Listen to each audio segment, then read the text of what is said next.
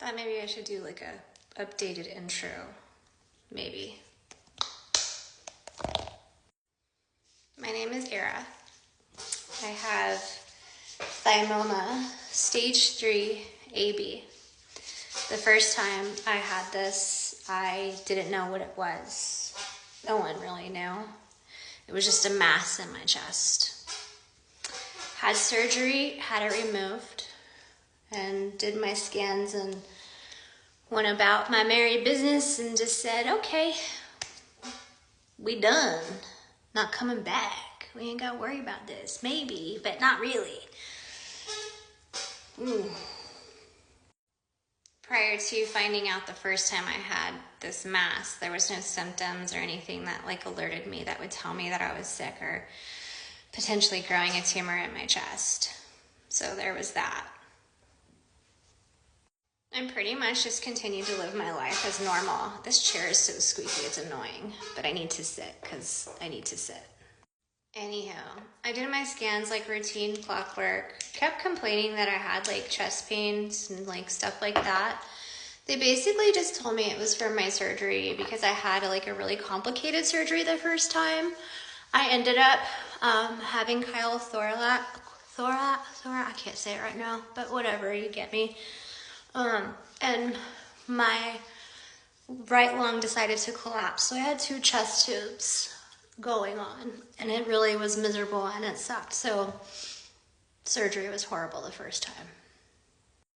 Once I got home and I started doing like recovery and stuff, I got a phone call later from my doctors that basically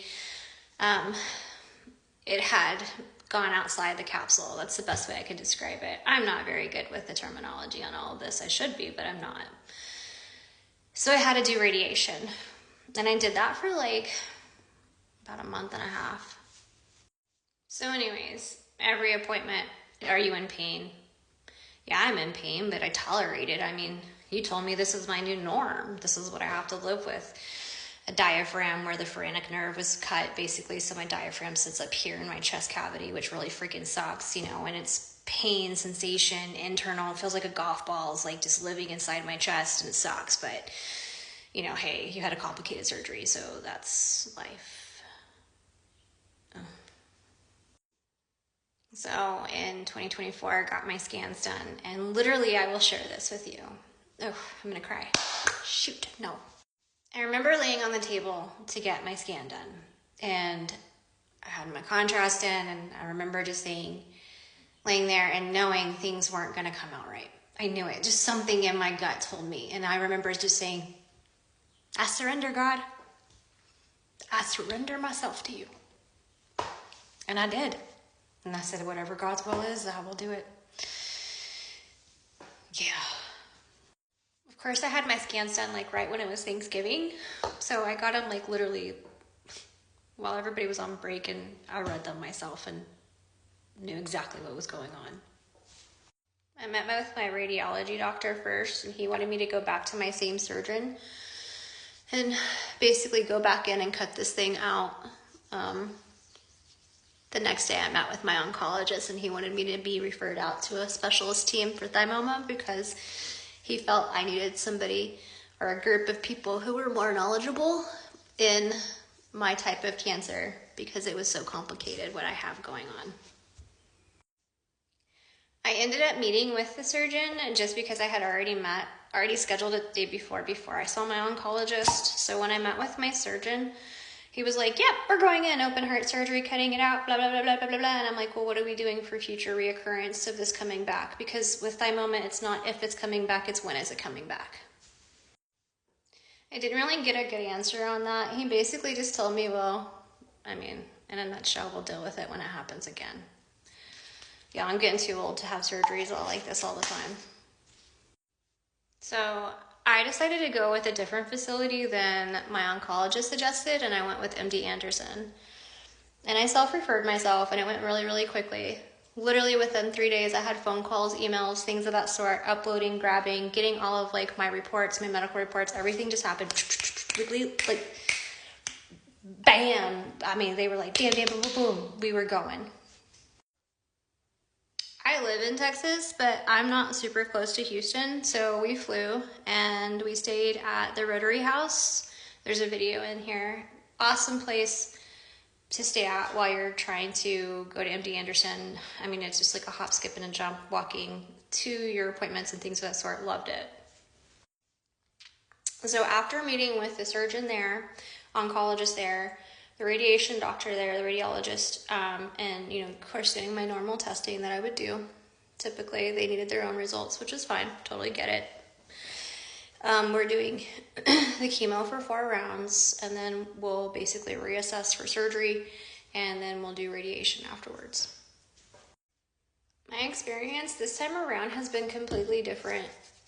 Going through chemo and actually knowing my diagnosis to the fullest and really trying to research and find other people out there like me has been a blessing. Learning what I can and can't eat, learning what I can and can't do, how to navigate through all of this. It can be really overwhelming, but thankfully I have a huge support system, and I'm so thankful for that. My family and my friends are there with me throughout this entire thing.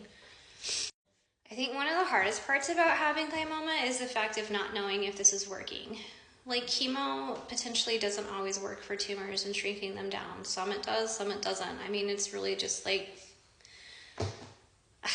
it's weighing out the odds, but I'm going to believe that it is working.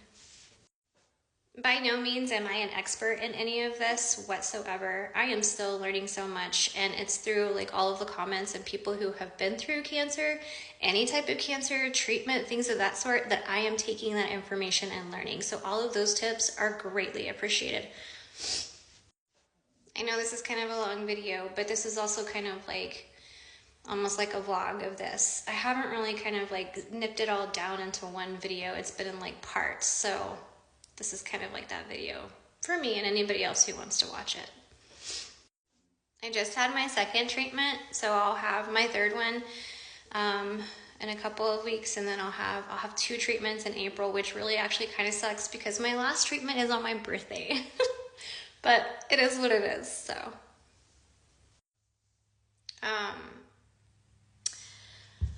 A lot of things that I changed about myself. I mostly changed my mental status, like, not status, the way that I think. There we go. I think differently about things than I did before. I act differently than I did before. And I don't want to blame that all just because I've been like dealt this card. I wish I would have done it earlier, but I think that because I was dealt this card, I see things a lot differently now, and I'm really just have an open mind to everything around me and the people who surround me as well. Throughout this entire process, literally, like, God has been like my main man right there. You know, basically just jumping into the Word and reading and asking for advice. Whenever I feel down or I feel like I can't accomplish something, or I'm just feeling like out of whack, I go just straight to God, like, help me out today. Get me in the right mindset. I need you in my life. Don't get me wrong, I can't always be funny and I can't always be positive. There are times where I'm just like, so eventually I'll end up back in Houston. I'm not really sure when. Probably they'll make appointments after my last treatment, and then we'll go from there. But really, for now, I'm just trying to take things day by day. I try not to get too far ahead of myself, even though that's what I always do. I'm a big planner. I also have 4 kids, so it's kind of hard and difficult for them, and I know that, like, when they see me, I know they don't want to see me sick, and that's really hard to kind of get a handle on.